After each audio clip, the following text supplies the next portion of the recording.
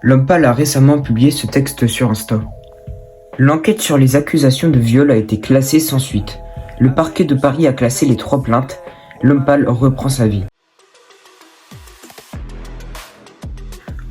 Antoine Valentinelli est né à Paris dans le 13e arrondissement, le 4 décembre 91.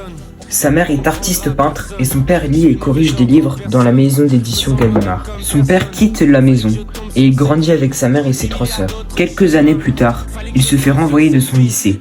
Sa mère est à l'hôpital et il fera des études de montage qu'il abandonne pour se consacrer au rap tout en faisant du skate des heures par jour. 2011, Joe James sort son premier titre, À la trappe, feat. Nekfeu, un grand échec. Il sort alors un EP, une sorte de vinyle avec quelques chansons. 2013, un second titre, et il enchaîne les EP comme Cette foutue perle ou Majesté avec Ego en 2015. Son nom de scène, il le doit à ses amis qui le croyaient toujours malade à cause de son teint pâle, d'où l'homme pâle. 2017, l'homme pâle sort son premier véritable album, Flip. La pochette est inspirée de l'album de 84 de Serge Gainsbourg.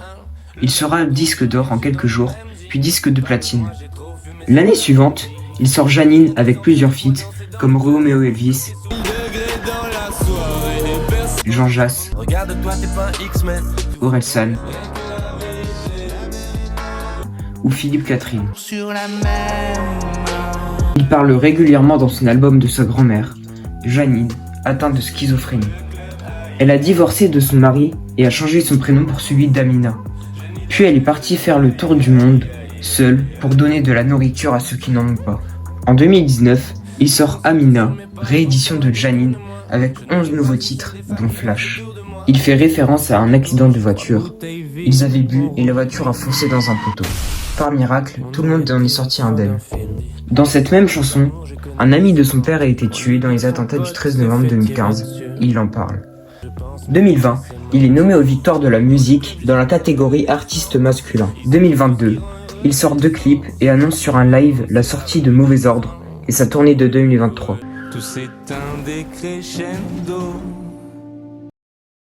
Dans ce concert tour, il devait jouer à Genève, mais après la première partie, les fans ont attendu plus d'1h30 son arrivée jusqu'à ce que ce message soit diffusé dans la salle. Le concert a été annulé.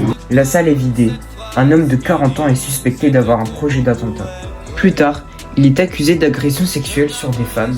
3 plaintes pour viol ont été déposées et il déclarera toujours son innocence. 23 janvier 2025, il annonce que l'affaire est classée sans suite et qu'il va reprendre sa vie, qu'il va revenir.